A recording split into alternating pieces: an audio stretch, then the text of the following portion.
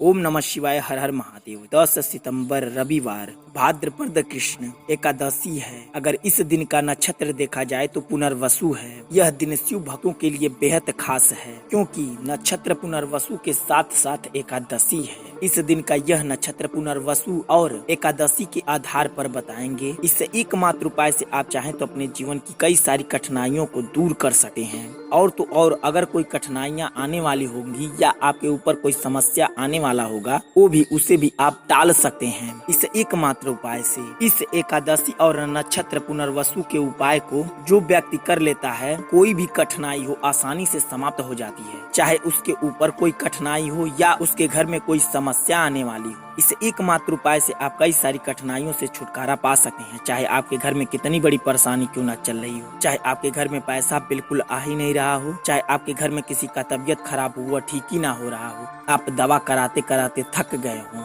या अगर कोई आपका बिजनेस रुका पड़ा हो वह बिल्कुल चल ही नहीं रहा हो, तो भी इन सारी समस्याओं से आप छुटकारा पा सकते हैं। इस नक्षत्र पुनर्वसु और एकादशी के मिलन का उपाय आपके जीवन के लिए बहुत ही खास हो सकता है। तो आप यह उपाय अपने जीवन में एक बार जरूर अपनाएं और अपने जीवन को सुखमय बनाएं। हाँ, एक बात आपको बता दें, इस उपाय में आप त्रुटि ना करें अन्यथा आपके जीवन में कुछ कठिनाइयां भी आ सकती हैं। इसलिए इस वीडियो को बेहद ध्यान से देखें और पूरा देखें। हाँ, एक बात और, अगर आप भोलेनाथ के सच्चे भक्त हो तो इस वीडियो को जरूर लाइक करें और चैनल को सब्सक्राइब करके बेल आइकन दबा लें। चलिए इस उपाय के बारे में अच्छी तरीके से जानते हैं। इस उपाय के लिए आपको सबसे पहले भोलेनाथ के मंदिर पर ही यह उपाय करना है। आप भोलेनाथ के मंदिर पर जैसे भी जाते हो, जिस तरीके से आप पूजा पाठ करने जाते हो, बस आपको लाल चंदन का पाउडर ले लेना है और बस थोड़ा सा शहद ले लेना है और आपको कम से कम 3 बेलपत्री ले लेना है।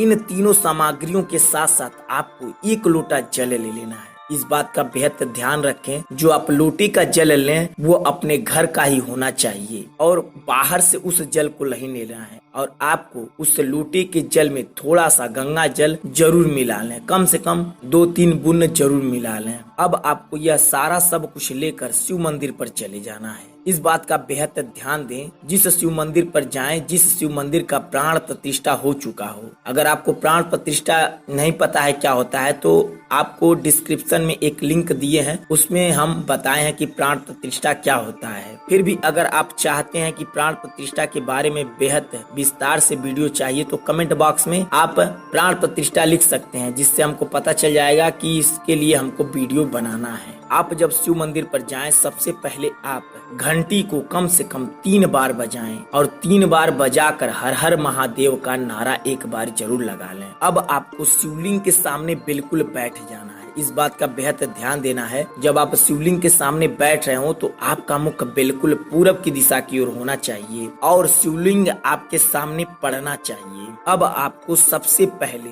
लाल चंदन और शहद को थोड़ा सा अच्छे से मिला लें। मिलाने के बाद आपको शिवलिंग पर ओम बनाना है, कम से कम 11 बार या आप 21 बार भी बना सकते हैं। किस तरीके से ओम बनाना है इस बात का बेहद ध्यान दें। जब आप लेपन में एक बार अंगुली लगाएं और ओम बनाने लगें तो आपको पूरा ओम बना देना है। ये नहीं कि आधा अधूरा ओम बनाए फिर लेपन को अपने अंगुली पर लगाएं तब ओम बनाए, नहीं, आपको एक बार अंगुली पर लेपन लगाकर पूरा ओम बना देना है। फिर दोबारा इसी तरीके से एक बार अंगुली पर लगाएं, पूरा ओम बना देना है। कम से कम आपको 11 बार 21 बार ओम बना देना है। उसी चंदन और शहद के लेपन से तीनों बेलपत्री के ऊपर थोड़ा थोड़ा लगा दें। थोड़ा थोड़ा लगाने के बाद आपको एक बेलपत्री अपने दोनों हाथों के बीच में रखकर हाथ जोड़कर आपको ओम नमः शिवाय का जाप करना है और कम से कम 11 बार जाप करके उस बेलपत्री को शिवलिंग के ऊपर रख देना है। फिर दूसरी बेलपत्री उठाना है, अपने दोनों हाथों के बीच में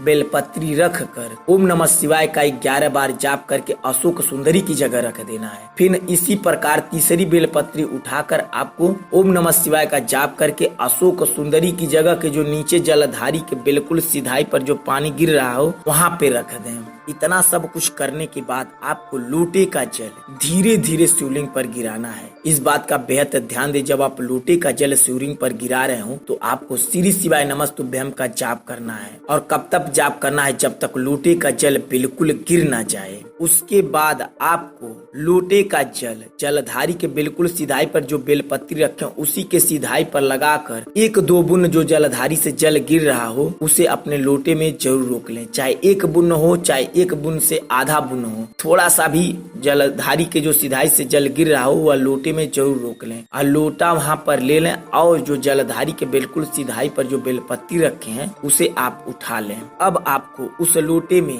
और थोड़ा सा जल मिलाकर अपने पूरे घर में छिड़काव कर देना है। मंदिर से आने के बाद छिड़काव करने के बाद आपको जो बेलपत्री लाए हैं उस बेलपत्री को ऐसी जगह छुपाएं जहां कोई देखे ना और उसे कोई टोके ना कि ये क्या है, क्यों रखा गया है। ऐसा कुछ भी नहीं, ऐसी जगह छुपा के रखें जो कोई उसे देख ना पाए और ऐसी जगह ना रखे जहां किसी का पैर जाता हो, हाथ जाता हो। किसी ऐसी जगह रख दे जहां कोई आता जाता ना हो। अब आपको इसी दिन शाम जैसे ही होती है, जैसे सूर्य देवता डूबते हैं, जो लालिमा छाई रहती है वह लालिमा खत्म ना होने पाए, उसी समय आपको एक बाती लेना है और एक दिया लेना है और थोड़ा सा शुद्ध तिल का तेल ले लेना है। आपको चले जाना है उसी शिव मंदिर पर जिस शिव मंदिर पर आप सुबह पूजा पाठ किए हों। अब आपको शिवलिंग के सामने एक दीपक जलाना है। इस बात का बेहद ध्यान दे, जो बाती जल रही हो वह बिल्कुल शिवलिंग के सीधाई में होनी चाहिए। वहां पर बैठकर दीपक जलाकर आपको हाथ जोड़कर ओम नमः शिवाय का जाप करना है कम से कम 21 बार। इतना करने के बाद आपको जो इच्छा है, जो मनोकामना है वह वहीं पर शिवलिंग के सामने कह दें।